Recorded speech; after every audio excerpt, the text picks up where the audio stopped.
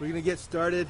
I'm going to talk a little bit about the fire that happened last night, and then talk a little bit about some of the other pool issues that we have. We have some vandalism across the whole city, so I'll talk a little bit about that.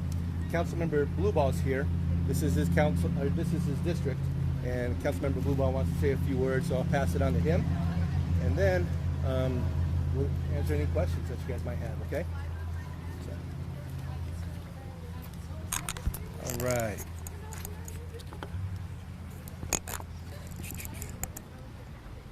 Yeah, this guy's little.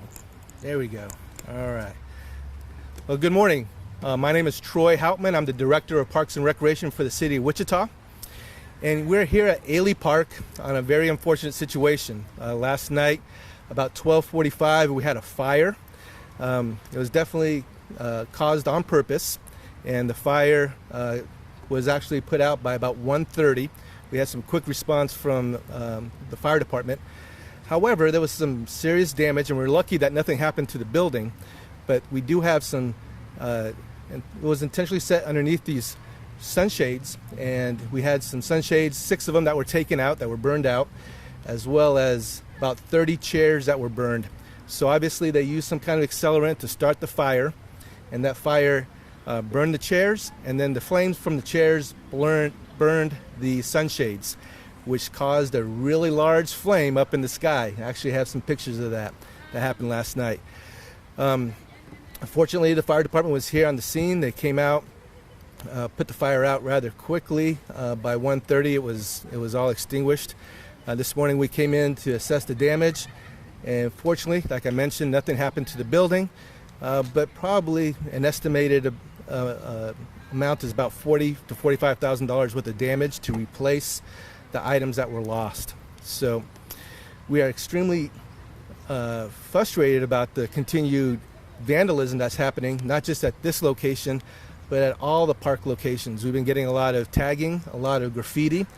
We've had some copper stolen at some of the other splash pads, and we've had some other minor damage in some of the other pools as well. So we're dealing with that. Summer's just kicking off, and we're excited about summer, but we know that we're a target, and we're just trying to address these targets. So any questions about this particular situation from last night? You guys just going to replace what you have here then? Yep, it's going to be replaced. It'll probably take several months to get it ordered in and get it replaced. So in the meantime, we'll go without the shades. Did they like set the chairs up then and just burn it? Like I wouldn't imagine there's 30 right here, but I don't know the layout. Did they like stack them all right there? In the evening, they're stacked, and I think they pulled them over there and just started them all on fire. Do you have any surveillance? We do not.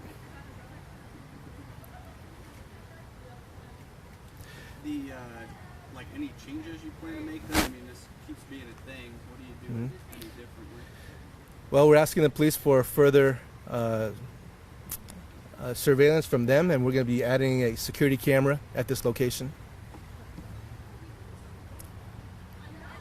They just hopped the fence, I'm guessing. Actually, they went through the gate. They actually cut the gate with a grinder. Do you have any do you have any idea if it's like teens, a bunch of adults? Do you have any idea how many people? Was any description given to you guys? We do not. We'll have to work with the police department as they start their investigation. I also have Councilmember Blueball here. He wants to share a few words. Thank you, guys. You know, it's very disheartening here 2 days after operation, and we're already closed today because we've had this vandalism done. 2 years ago, we did the grand reopening of Aley Park. We spent $1.8 million to renovate the park to ensure that we had quality recreation in South Wichita. And last year, unfortunately, we endured over $160,000 worth of vandalism. We've noticed an uptick in tagging and a lot of bad activity over here in the park, and we need the neighborhood to help us out here.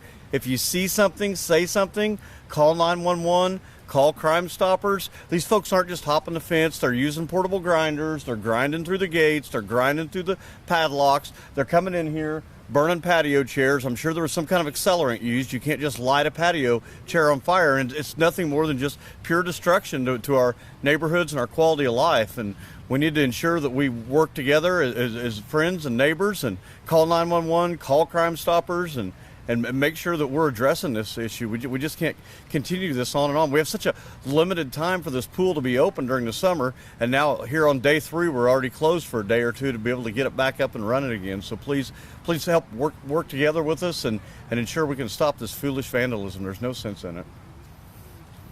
Do you know how long they're going to be closed for? Sounds like just a day or two, maybe, Troy? Don't know for sure. Day or two. Don't know exactly that. 2 days.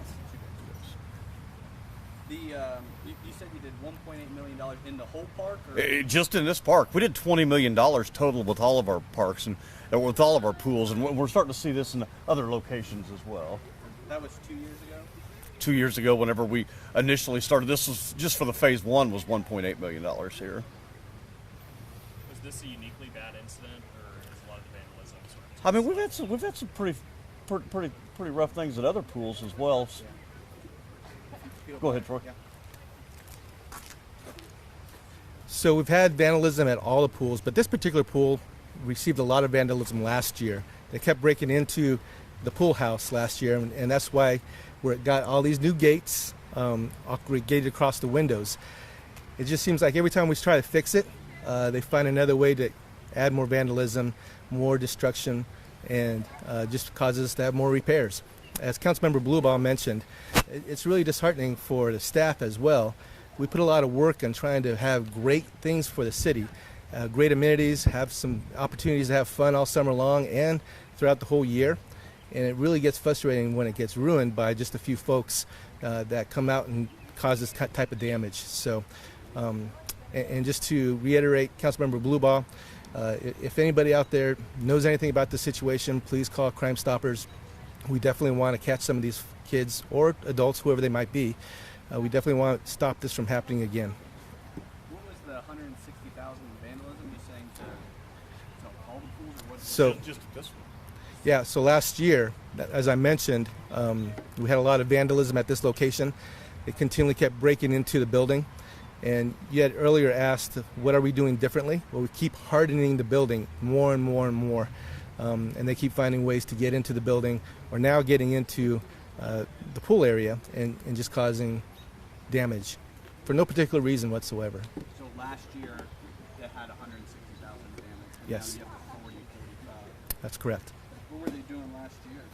Breaking into the pool house, And like doing what? Just tearing out the walls, tearing out all the equipment, spray painting, graffiti throughout the interior. We did a lot of reporting on it last year. It was definitely in the news last year. you think it's like the same group doing it? I don't know.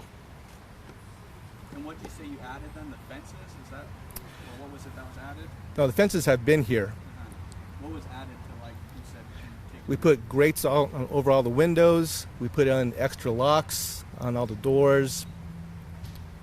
We've ordered a surveillance system that will be coming in later on. And you said they used a grinder like through the lock, or just through like a part of the gate, or what? Through a lock. This time through a lock. Mhm. Seems like you can just hop the fence pretty easy. Why even, Yeah. why add grinding the locks?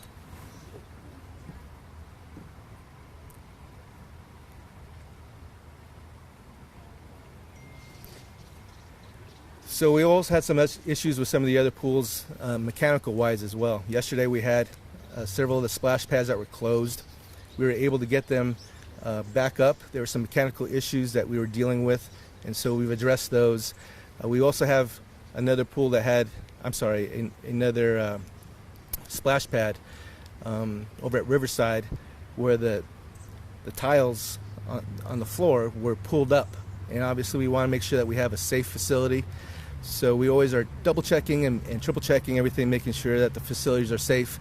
And if they're closed, if there's a particular reason, we want to make sure that they're operating safely. How long do you expect this facility to be closed? for 2 days.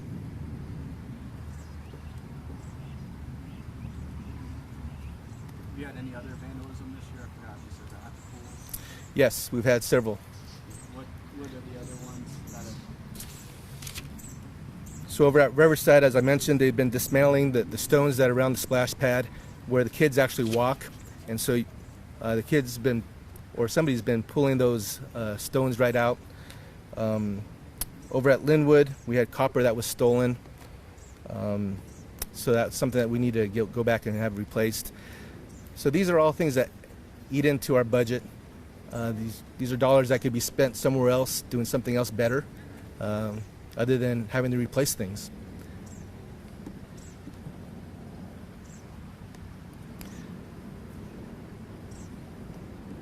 Any other questions? I appreciate you guys coming out. Thanks a lot, guys. It means a lot helping get the Yep. word out. 'Cause we've got to stop this. We've got to get people calling 911 and making sure that everybody that lives around these pools is kind of watching it. So I appreciate you guys advocating for us.